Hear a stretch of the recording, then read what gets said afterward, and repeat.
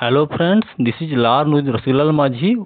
देखंतु हाईकोर्ट राय को सरकार को चैलेंज। हाईकोर्ट रे पुणी कनिष्ठ शिक्षक नियुक्ति बदटा घणई चली।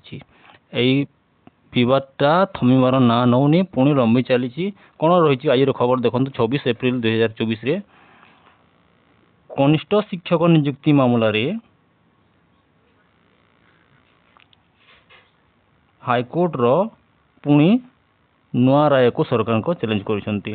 देखंतु कौन देखि मु डिटेल पढ़ी देछि। देखंतु कनिष्ठ शिक्षक नियुक्ति मामला पुणी हाईकोर्ट रे पहुंची।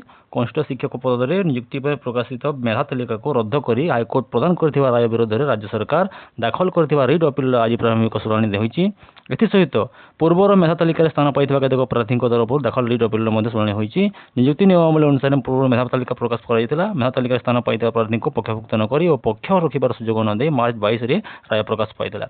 तो एभली स्थिति रे जणिकिया विचारपति राय को रद्द करा जाय बोली रिट अपील गुड़िकर शुणाणी बेले आवेदनकारी तरफ दर्शाइथिला। शुणाणी समय प्रतिपक्ष तरफ आईनजीवी उपस्थित थे। यही सब मामलार आसंता 29 तारिख में पूर्णांग शुणाणी करने को हाईकोर्ट निर्देश देते। माने आसंता 29 एप्रिल रे पुणी शुणाणी हेबो।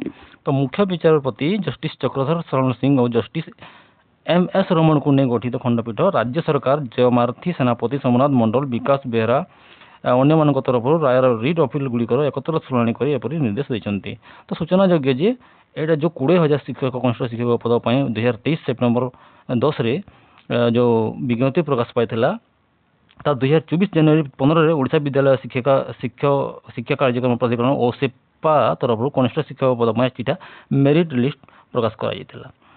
तो एथिरे मेधा तालिका प्रस्तुत करा जोटा को नियम उल्लंघन करी बोलिकी अभियोग होता। आने हाईकोर्ट रे एकाधिक मामला रुजु होता। मार्च 12 रे हाईकोर्ट कनिष्ठ शिक्षक नियुक्ति संपर्क मामला गुड़िकर एकत्र शुणाणी कर राय प्रकाश कराइला। पूर्वर जो प्रकाशित मेधा तालिका को हाईकोर्ट रद्द करते। तो यही सहित नियुक्ति नियमावली अनुसार जिलावारी सानी मेधा तालिका प्रकाश करने को निर्देश देते। तो रद्द करने मेधा तालिका को एवं हाईकोर्ट निर्देश देते कि जिलावारी मेधा तालिका प्रकाश करा जाओ। जोटा कि ओसेपा पक्षर 2023 जनवरी 15 रे प्रकाशित चिठा मेधा तालिका जो मेरिट लिस्टा परवर्ती समय रे मुदा तलभरे लफाफे सरकार हाईकोर्ट दाखल कर जिलावारी मेरिट लिस्ट को ग्रहण करा जाय नथिला। एभली स्थिति रे पूर्व प्रस्तुत मेधा तालिका को हाईकोर्ट अग्राह्य करने सहित कनिष्ठ शिक्षक नियुक्ति रही नियमावली अनुसार जिलावारी सानी मेधा तालिका प्रकाश करने को निर्देश देते। कनिष्ठ शिक्षक नियुक्ति प्रकाशित प्रार्थी मेधा तालिका नियम उल्लंघन कर प्रस्तुत होता अभियोग को नहीं चिंतामणि भूया और अन्य मान तरफ दायर 9टी मामलार शुणाणी कर हाईकोर्ट ही राय देते।